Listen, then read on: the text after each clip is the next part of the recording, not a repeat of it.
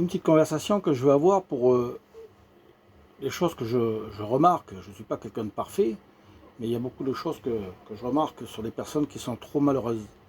Trop malheureuses parce que on dirait qu'ils n'ont pas compris grand-chose dans celui qui entend parler de la parole de Dieu, qui se dit être un chrétien ou qui veut pratiquer la parole de Dieu. Je crois en Dieu, je l'accepte, je le suis. Mais vous savez, on passe tous par des difficultés, par des épreuves. Mais il y a des choses quand même qu'on peut éviter, c'est pas la peine. C'est dommage même, c'est dommage d'être triste, puis de marcher avec la tête baissée, et qu'on se dit ou qu'on a eu des persécutions, et si on se les est provoquées soi-même. Il y en a déjà bien assez comme ça, des persécutions dans le monde, des persécutions autour, dans des problèmes même de santé, dans les familles, dans des mauvaises ententes dans les familles, sans vouloir respecter la parole de Dieu. Le Seigneur, il nous donne une bonne éducation. Ben, cette éducation, ben, il faut la respecter. Il ne suffit pas d'être, on va dire, tiens, comme un enfant. Mais oui, si, comme un enfant. Parce que quand on est chrétien, on renaît de nouveau. Alors évidemment, si on est chrétien à 20 ans et puis que là, à cette époque-là, on a 50 ans, ça fait quand même 30 ans d'écart. Mais si on vient d'être chrétien, ben, il faut savoir écouter les enseignements de Jésus-Christ. Alors quand il y a dans les réunions des pasteurs qui prêchent ou des enseignements qui viennent, ou nous-mêmes, à travers la parole de Dieu dans la Bible, à travers Jésus-Christ, à travers les apôtres, dans l'enseignement il a laissé, et ainsi de suite. Il y a des enseignements que Jésus nous apprenne avant pour ne pas être malheureux. On peut s'en passer.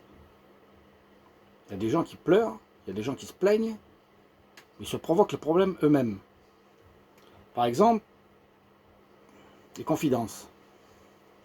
Il y a beaucoup de gens qui se confient. Ça m'est arrivé aussi, mais j'ai bien appris à l'école de Dieu de ne pas refaire les mêmes erreurs. On se confie trop en l'homme. On se confie trop en l'homme. Il y a même des secrets, des fois, on a confiance, des secrets, où on se confie dans l'homme. Un secret, c'est un secret. Pour aller confier un secret à un homme, il faut vraiment avoir confiance. Mais on ne peut pas faire confiance à quelqu'un qui ne nous fait pas confiance. Alors qu'à travers Jésus-Christ, on peut avoir confiance parce que lui, il nous fait confiance. Alors, un secret, c'est par exemple quelqu'un qui a des secrets de tristesse, qui l'ont fait pleurer. Alors, on peut dire que c'est les secrets de ses larmes.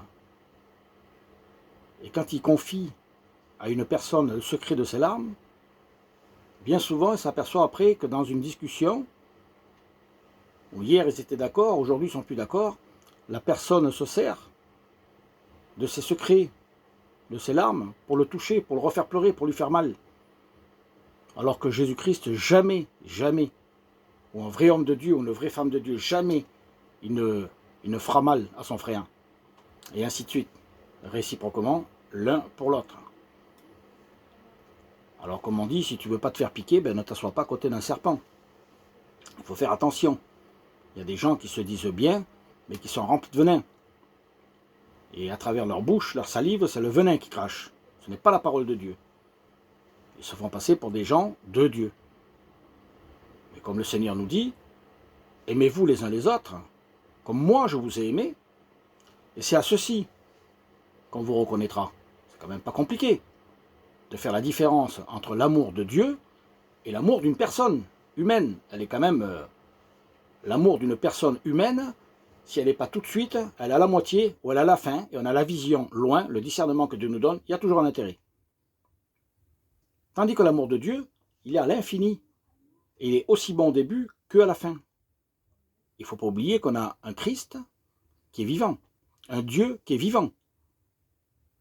Pourquoi ce ne serait pas vrai?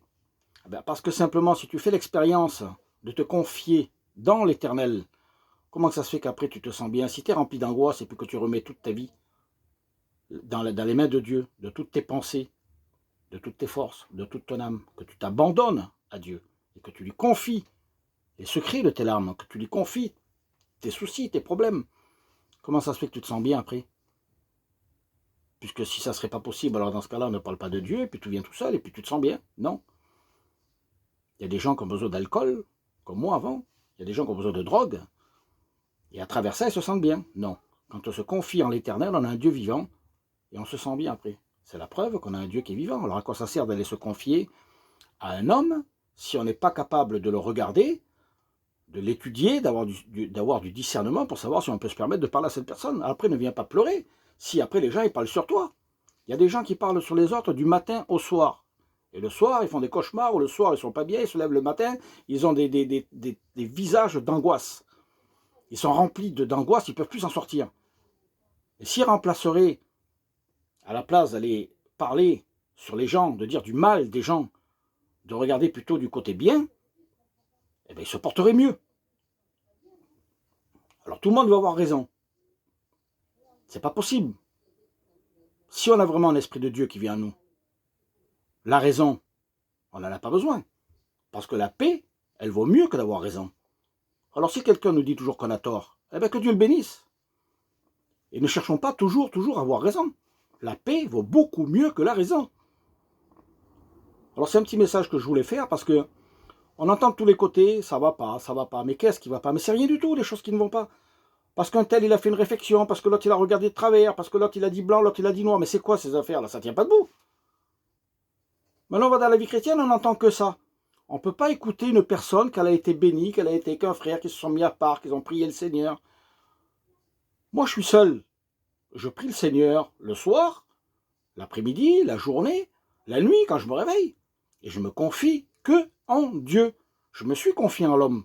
J'en ai payé le prix. Je sais ce que ça m'a coûté.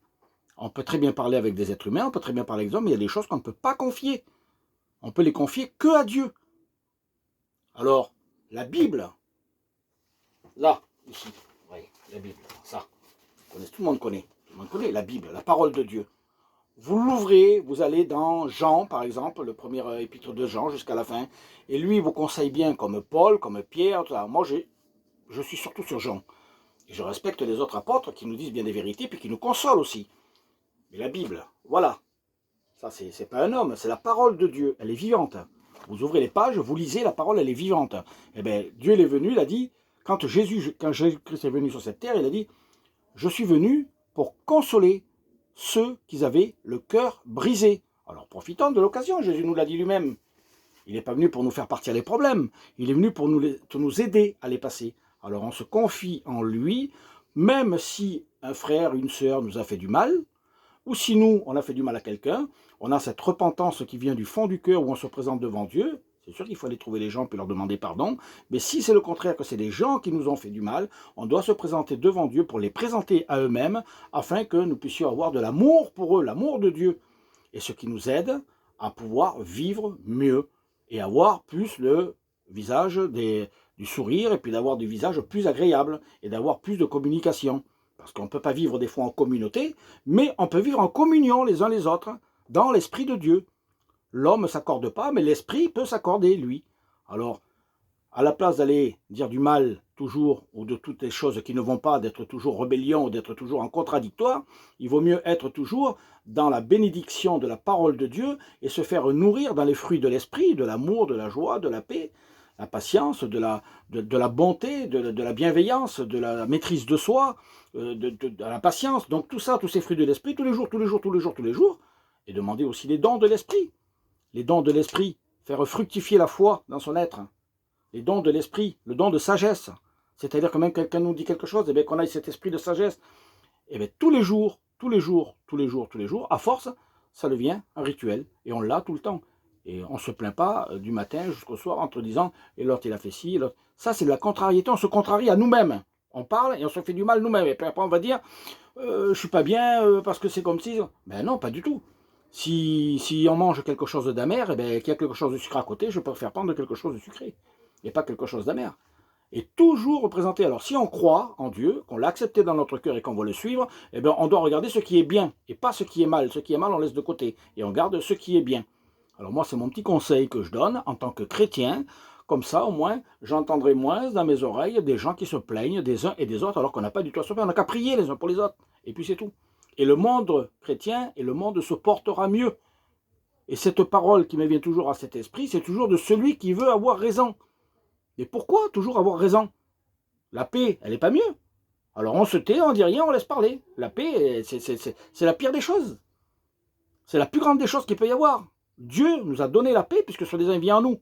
Alors s'il vit en nous, à travers notre bouche, à travers nos yeux, à travers nos oreilles, c'est la paix, la paix, la paix. Et donc, comme on a la paix qui vit en nous, on doit la transmettre aux autres. Voilà. Que Dieu vous bénisse.